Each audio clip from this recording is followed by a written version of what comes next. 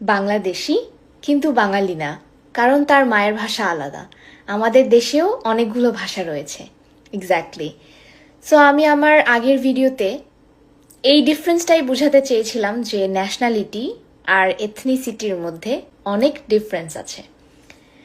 So আমি কিন্তু বাংলাদেশি, আমার নাগরিকত্ব বাংলাদেশেরই, কিন্তু আমি জাতিগতভাবে আমার জাত হচ্ছে আমি ত্রিপুরা জাতি থেকে বিলং করি। আমার মায়ের ভাষা হচ্ছে ককবরক, ত্রিপুরা ভাষা। ত্রিপুরা কিন্তু একটা জাতিরও নাম। বাংলাদেশেই কিন্তু ত্রিপুরা জাতি রয়েছে, আমরা এক্সিস্ট করি।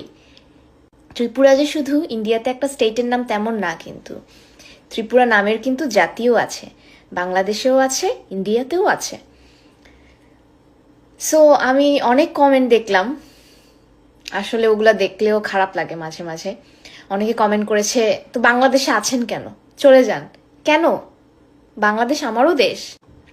আমি হচ্ছে জাস্ট বলেছি আমি ত্রিপুরা জাতি থেকে বিলং করি, আমি বাঙালি না।